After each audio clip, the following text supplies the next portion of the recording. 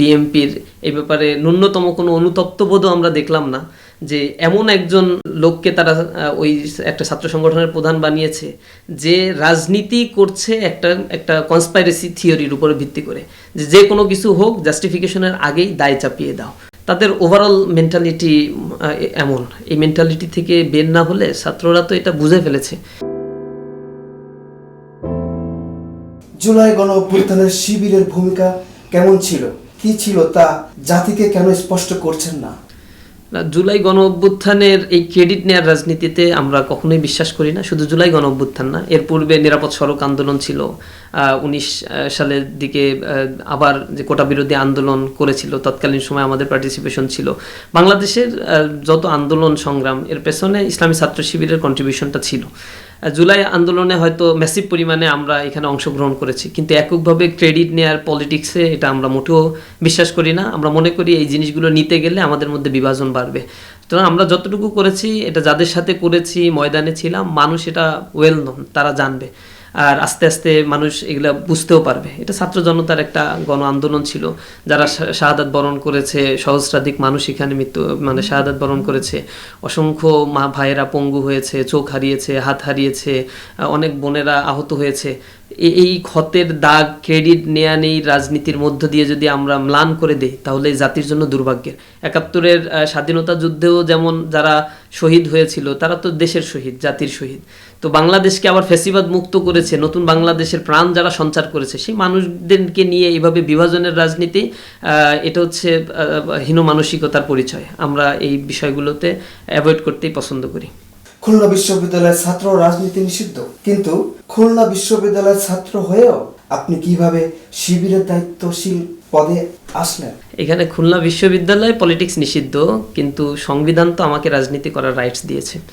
আমি খুলনা ইউনিভার্সিটির কোনো হলে কখনো থাকি নাই, কারণ আমার বাড়ি হচ্ছে ইউনিভার্সিটি থেকে 5 থেকে 7 মিনিটের রাস্তা। আমি বাড়িতে থেকেছি। আমি যখন ইন্টারমিডিয়েটে পড়াশোনা করি, তখনই হচ্ছে আমি ইসলামী ছাত্র শিবিরের সদস্য হই। তো সদস্য হওয়ার পরে ওই অবস্থায় আমি ওইখানে আবাসিক এলাকায় মূলত দায়িত্ব পালন করি। ধারাবাহিকভাবে ক্যাম্পাসে যেতাম, ক্লাস করতাম, আমি আবাসিক এলাকায় চলে আসতাম, বাড়িতেই রাতে অবস্থান করতাম, থাকতাম। সুতরাং ক্যাম্পাসে পলিটিক্যাল কোনো এঙ্গেজমেন্ট অ্যাক্টিভিটিস আমি পরিচালনা করেছি, এই ব্যাপারে কোনো দৃষ্টান্ত, কোনো নজির বা কোনো বিষয় কেউ তুলে ধরে কোনো প্রমাণ বা কিছুই বলতে পারবে না। আমার মূলত কাজ করেছি আবাসিক এলাকায়। পরবর্তীতে আমি খুলনা মহানগরীর একাধিক সেক্রেটারিয়েট দপ্তরে দায়িত্ব পালন করেছি। আমি যখন খুলনা ইউনিভার্সিটির লেখাপড়া শেষ করেছি, এরপরেই আমি মূলত খুলনা মহানগরীর সভাপতির দায়িত্ব পালন করি। এরপর থেকে তো আমি আরও 2টা বিশ্ববিদ্যালয়ে পড়েছি, নর্দার্ন ইউনিভার্সিটিতে পড়েছি, ঢাকা ইউনিভার্সিটিতে এখন পড়ছি। কেন্দ্রে আসার পরে এই জায়গায় পড়াকালীন সময় তো কেন্দ্রের দায়িত্বগুলো আমি পালন করছি। সুতরাং খুলনা ইউনিভার্সিটির কোনো নর্মস আমি ভঙ্গ করেছি এমন না। আবার খুলনা ইউনিভার্সিটিতে পড়াকালীন সময় আমি যে বাইরে ইসলামী ছাত্র শিবির করি, ছাত্র শিবিরের মিছিলে অংশগ্রহণ করছি, এই বিষয়গুলো গোপন কোনো বিষয় ছিল না, এটা কম বেশি সবাই জানতো। কিন্তু ইউনিভার্সিটির যে শৃঙ্খলা, এটা আমি মান্য করার চেষ্টা করেছি। আর ইউনিভার্সিটি অ্যাক্ট যেটা, ওইখানে কোথাও রাজনীতি নিষিদ্ধের কথা উল্লেখ করা নেই।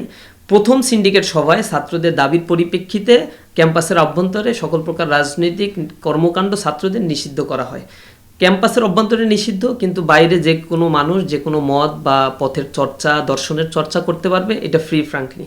এখনও অনেকেই রয়েছে, আমাদের বন্ধুদের মধ্যেও অনেকে ছিল যারা ইউনিভার্সিটিতে পড়ে, তার এলাকায় ছাত্রলীগ করেছে, ছাত্রদল করেছে, এগুলো অজস্র ঘটনাগুলো ছিল। এগুলো তাদের জন্য প্রশাসন কখনো বাধা নিষেধ করেনি, তাদের ডেকে শোকজ করেনি, নিষেধাজ্ঞাও আরোপ করেনি। এটা স্বাভাবিকভাবেই তারা তাদের দর্শনগুলো চর্চা করেছে, এবং বাংলাদেশে এটা হওয়া উচিত, এটা আমার কনস্টিটিউশনাল রাইটস। শিবির অনেক ভালো কাজ করছে, কিন্তু আপনাদের ভালো কাজগুলো প্রচার পাচ্ছে না কেন? আমার কাছে মনে হচ্ছে যে যথেষ্ট প্রচারণা পাচ্ছে মানুষ, দেশে বিদেশে সব জায়গা থেকে আমাদের অ্যাপ্রিসিয়েট করছে। 5 আগস্টের পর থেকে আমরা যে কর্মসূচিগুলো করেছি, মিডিয়ায় বেশ ভালোই কাভারেজ তারা দিয়েছে, আমরা এজন্য মিডিয়ার প্রতি কৃতজ্ঞ। তবে 5 আগস্টের পূর্বে আমাদের কোনো মিছিলও কাভারেজ দেওয়া মূল স্ট্রিমের মিডিয়ার জন্য নিষেধ ছিল। এখানে অনলাইন আপনাদের যে প্ল্যাটফর্মগুলো, এই প্ল্যাটফর্মগুলোই বলা চলে আমাদের নিউজগুলো কাভার করেছেন। তো জুলাইয়ের পরবর্তী আমরা যে কার্যক্রমগুলো করেছি, সায়েন্স ফেস্ট করেছি, নবীন বরণ করছি, প্রকাশনা উৎসব করছি, ছাত্রদের জন্য ফ্রি ব্লাড গ্রুপিং করছি, মেডিকেল ক্যাম্প করছি, আরও অনেক কার্যক্রমের মধ্য দিয়ে আমরা মিট দ্য ব্রিলিয়ান্টস, তারপর হচ্ছে সিঙ্গেল ডিজিট সংবর্ধনা, GPA 5 সংবর্ধনা থেকে শুরু করে এই কার্যক্রমগুলো প্রতিনিয়তই পত্রিকায় আসছে, মেইন স্ট্রিম মিডিয়াতে আসছে, ছাত্ররা জানতে পারছে, আমাদের অফিসে আসছে, নিয়মিত যোগাযোগ করছে। তো এটাতে এখন কোনো প্রবলেম দেখছি না, আলহামদুলিল্লাহ। মিডিয়া তো এখন কাভারেজ দিচ্ছে, মানুষ জানতে পারছে আমাদের কার্যক্রম। শিবিরের উপরে দায় দিয়ে দাও, এই মন্তব্য নিয়ে আপনি কি বলবেন? এটা দুঃখজনক একটা বিষয় যে একটা দায়িত্বশীল সংগঠন পিছন দিক থেকে কনস্পাইরেসি করে, সেটা একটা বিষয়, কিন্তু প্রকাশ্যে এই বিষয়গুলো হয়তো সে বলতে চায়নি, কিন্তু অন্তরের কথাগুলো হয়তো বের হয়ে গিয়েছে। তাদের ওভারঅল মেন্টালিটি এমন, এই মেন্টালিটি থেকে বের না হলে ছাত্ররা তো এটা বুঝে ফেলেছে যে আসলেই কোন মানসিকতা নিয়ে তারা প্রচারণা অনলাইনে তারা নেমেছে, কোন অভিযান নিয়ে, কোন বাহিনী নিয়ে তারা নেমেছে। তো এই জিনিসগুলো আসলে কতটুকু সফল হবে এটা সময় বলে দেবে। তবে আমরা এর ব্যাপারে নিন্দা জানাই, আমরা এর ব্যাপারে প্রতিবাদও জানিয়েছি যে এমন কর্মকাণ্ড একটা ছাত্র সংগঠন করে মূল দায়িত্বশীল পর্যায়ে এখনো পর্যন্ত থাকতে পারে, এটা আসলে খুবই দুঃখজনক। এবং তাদের যে সংগঠন বিএমপির এই ব্যাপারে ন্যূনতম কোনো অনুতপ্তবোধও আমরা দেখলাম না, যে এমন একজন লোককে তারা ওই একটা ছাত্র সংগঠনের প্রধান বানিয়েছে যে রাজনীতি করছে একটা কনস্পাইরেসি থিওরির উপরে ভিত্তি করে, যে কোনো কিছু হোক জাস্টিফিকেশনের আগেই দায় চাপিয়ে দাও। প্রবণতাটা আমরা দেখেছি কুয়েটের ক্ষেত্রে। কুয়েটে ঘটনা ঘটেছে একরকম, মিডিয়ায় আসছে একরকম, আপনারা দেখছেন একরকম, আর তারা মিছিল করছে এটা ছাত্র শিবির ঘটিয়েছে। রাতের হঠাৎ করে দেখলাম তারা একটা তদন্ত কমিটি গঠন করেছে, সকালে এটা সরেজমিনে তারা রিপোর্ট দিবে। তাহলে তদন্ত কমিটি গঠনের আগে ছাত্র শিবিরের উপর দায় দিয়ে তারা আবার মিছিলও করলো সব জায়গায়। আশ্চর্যজনক একটা বিষয় যে কোনো তদন্ত ছাড়া, কোনো ছাড়াই এই ব্লেম চাপানোর বিষয়। এটা আওয়ামী লীগ করতো, শেখ হাসিনা খুব ভালোভাবে করতো, কোনো কিছু হলে এটা শিবির, এবং শিবিরকে মারা যায়, শিবিরকে ট্যাগিং দেয়া যায়, এইটা করে বাংলাদেশে একটা বিভাজনের রাজনীতি তৈরি করছে, ফ্যাসিবাদ কায়েম করেছে। আমরা তো এই শব্দের মধ্য দিয়ে ওই ফ্যাসিবাদের একটা প্রতিধ্বনি ছাড়া আর কিছুই শুনতে পাচ্ছি না। আমরা আশা করি তাদের মূল সংগঠন এ ব্যাপারে অবশ্যই ব্যবস্থা নিবে, বা তারা এমন কর্মকাণ্ড, এমন মানসিকতা লালন থেকে ফেরত আসবে।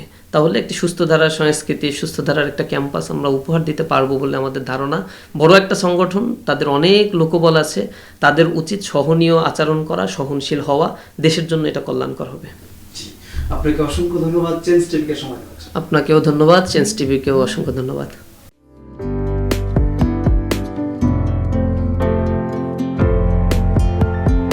পহেলা জানুয়ারি 2025 ইউটিউব জার্নালিজমের অগ্রদূত changeTV.press 6 বছর পেরিয়ে পা রাখল গর্বিত আমি অত্যন্ত আনন্দিত হলাম যে চেঞ্জ টিভি আগামী কয়েকদিনের মধ্যেই 6 বছর পূর্ণ করবে। আর হাঁটি হাঁটি পা পা করে চলা শুরু করে এখন সে বেশ দৌড়াদৌড়ি করছে বলা যেতে পারে। ও নামটাও অত্যন্ত বলবো যে সিগনিফিকেন্ট, যে চেঞ্জ, এই গণঅভ্যুত্থান কিন্তু চেঞ্জ চেয়েছে। সেই হিসেবে তোমার টেলিভিশনের, তোমার এই চ্যানেলের নামের একটা যথেষ্ট মিল পাওয়া যায়। আমার প্রত্যাশা যে এই গণঅভ্যুত্থানের যে প্রত্যাশা, যে আশা আকাঙ্ক্ষা, চেঞ্জ টিভি সেটিকে এগিয়ে নিয়ে যাবে। তোমাকে শুভেচ্ছা চেঞ্জ টিভি যারা সম্পৃক্ত আছেন, যারা কর্মী আছেন, সামনে পেছনে সকলকে আমার শুভেচ্ছা। changetv.press এক ফোঁটা হলুদও নেই। Online TV channel change TV 6 বছর ধরে ওনারা কাজ করে যাচ্ছেন। ইতিমধ্যে জনগণের হৃদয়ে স্থান করে নিয়েছেন। প্রায় 22 লাখ সাবস্ক্রাইবার আছে। আর যে কোনো অনুষ্ঠান 10 লাখের মতো মানুষ এটা প্রতিদিন মানুষ দেখে থাকে। আমিও এই চ্যানেল নিয়মিত দেখি। তো চেঞ্জ টিভির পক্ষে আমির মোমিনুল মানিক সাহেবের উপস্থাপনা, প্রশ্নের ধরন, এগুলো জনগণ দেখতে চায়, শুনতে চায়। আমি চেঞ্জ টিভির উত্তরোত্তর সমৃদ্ধি কামনা করছি। changetv.press এক ফোঁটা হলুদও নেই।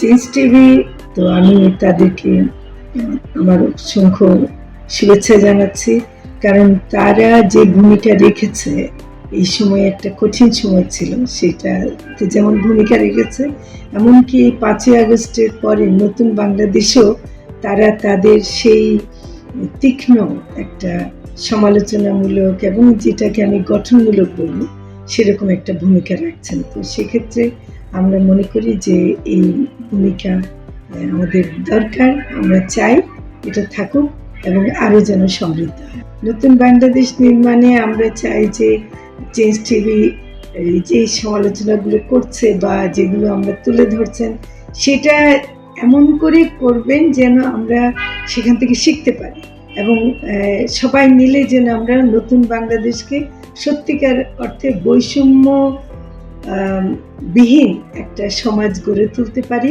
সেটা আপনারা সহজ চেষ্টা করুন। changetv.press, এক ফোঁটা হলুদও নেই।